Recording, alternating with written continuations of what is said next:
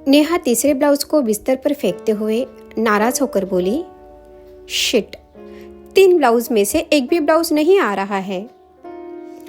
Shaving करते हुए अरुण ने बाथरूम से कहा, तुम्हारे पास इतने सारे ब्लाउज पड़े हैं तो तुम सिर्फ ये 3 लेके क्यों बैठी हो? क्योंकि इस साड़ी के यही 3 ब्लाउज है। मेरी माँ ने मुझे ये साड़ी पिछले दिवाली में दी थी और उसी ने ही बहुत प्यार से हमारे टेलर के पास ये अलग अलग फैशन के 3 ब्लाउज सिलवाए थे। लेकिन साल भर में मैं इतनी मोटी हो गई हूँ कि एक भी ब्लाउज मुझे नहीं आ रहा है और मुझे नहीं आता ये सिलाई विलाई निकालना। नेहा बोली, तो इसे टेलर के पास ले जाओ ना। अरुण ने कहा, मेरे पास अभी समय नहीं है और ऐसी दिवाली के ऐन मौके पर कौन सा दर्जी मुझे ये 3 ब्लाउज की सिलाई निकाल कर देगा? तो तुम्हारे पास इतनी सारी साड़ियां हैं, उसमें से पहनो ना कोई भी एक। क्यों इतना परेशान हो रही हो? अरुण ने अपने चेहरे पर क्रीम लगाते हुए बोला। वो कुछ नहीं बोली, लेकिन मन ही मन सोच रही थी, इन पुरुषों को कुछ समझ में आएगा ही नहीं। बताई हुई बात नहीं समझते तो बिन बताई बातों को क्या समझेंगे? नेहा की माँ का पिछले ही साल दिवाली के एक रात पहले अकस्मात निधन हुआ था। रात में उसके सीने में अचानक दर्द सा महसूस हुआ। उसे तुरंत हॉस्पिटल ले जाया गया, लेकिन हॉस्पिटल पहुंचने से पहले ही उसकी मौत हो गई थी। इस तरह नेहा की वो एक दुखद दिवाली थी, इसलिए माँ ने दी हुई साड़ी पहनने का अवसर ही नहीं मिला उसे। माँ के ऐसे अचानक जाने के दुख से उबरने में उसे पूरा 1 साल लगा। उसका रोज का जिम जाने का या व्यायाम करने का मन ही नहीं करता, इसलिए उसका वजन भी बढ़ गया था। अभी पिछले 2 महीने से ही वो धीरे धीरे अपनी पटरी पर आ रही थी। कल दिवाली, अपनी माँ की दी हुई साड़ी पहनने की सोचकर ये 3 ब्लाउज उसने निकाले थे, लेकिन उसे एक भी ब्लाउज नहीं बैठ रहा था। रोज का नाश्ता, डिब्बे की तैयारी, इकलौती बेटी की पढ़ाई और उसमें दिवाली की तैयारी, इन सब कामों में उसे टेलर के पास जाकर ब्लाउज की एक सिलाई निकालने के लिए उसे मनवाने का भी टाइम नहीं था। उसने धीरे से अपना हाथ पूरी साड़ी पर घुमाया और मन ही मन सोचने लगी,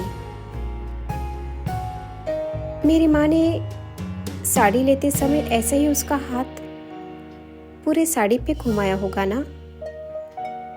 साड़ी की बनावट, उसकी कढ़ाई, उसका रंग अपने हाथों से ऐसे ही परखा होगा ना। उसका आखिरी स्पर्श हुई ये उसकी आखिरी साड़ी।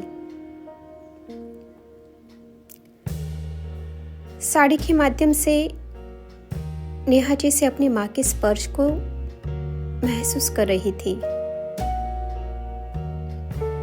माँ की याद से उसकी आंखें नम हो गई। आंखों में आए आंसू छिपाकर उसने दूसरी नई साड़ी पहनने का फैसला किया। अंदर आ सकते हो ना? दरवाजे पर टकटक करते हुए सासू माँ ने पूछा।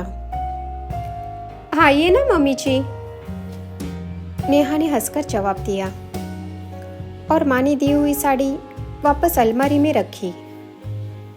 बेटा अरुण, याद से मेरी दवाई लेके आओगे ना आज? अरुण ने दांतों तले अपनी जीभ दबाते हुए कहा।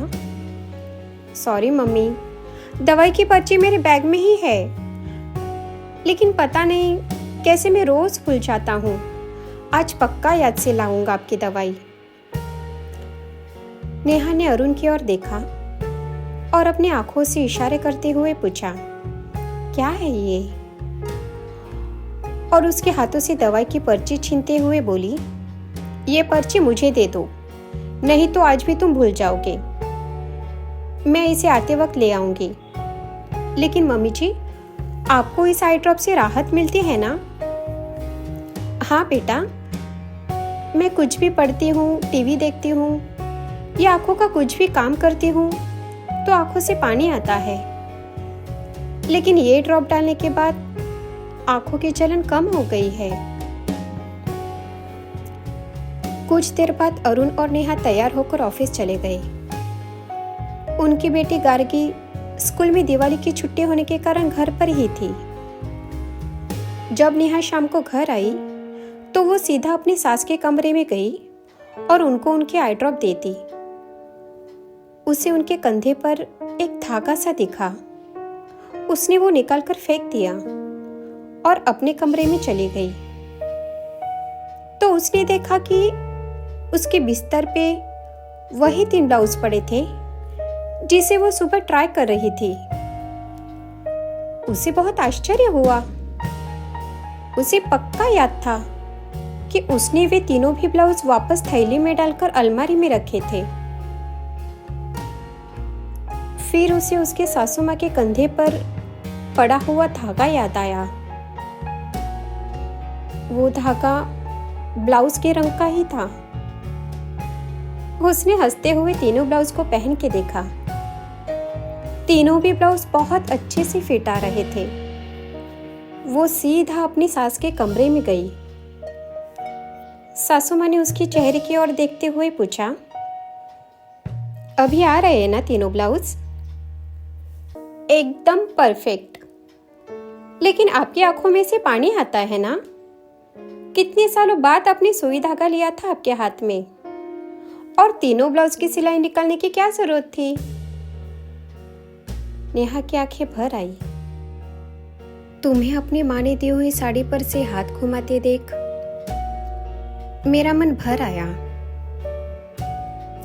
इसलिए सोचा चलो कोशिश करके देखती हूँ। गार्गी से तुम्हारी अलमारी से ब्लाउज तो निकाले, लेकिन सुई में धागा ही नहीं डाल सकी। अब आंखें कमजोर हुई है ना, तो क्या करूँ कुछ समझ नहीं आ रहा था। तो गार्गी से डलवा दिया सुई में धागा और फिर लगी सिलाई निकलवाने। हाथ बैठ गया तो सोचा चलो निकालते हैं तीनों भी ब्लाउज की सिलाई। नेहा की आंखें भर आई। आंखों में आंसू और होठों पर मुस्कान लिए सिर हिलाकर अपनी सासू माँ की आंखों में ड्रॉप्स डालकर वो अपने बेडरूम में लौट आई। इस टाइम उसने अपने आंसुओं को रोका नहीं। वो साड़ी, उसकी माँ, उसे और उसकी सास, इन तीनों को प्यार और ममता के बंधन को बांधने वाली धागा बन गई। दोस्तों, कभी कभी हमारी छोटी सी मदद दूसरों के लिए कितनी बड़ी मदद बन जाती है। रिश्तों को बचाने के लिए बड़ी बड़ी कुर्बानी की जरूरत नहीं पड़ती। इन छोटी छोटी मदद से भी आपस में प्यार, लगाव और अपनापन बढ़ता है।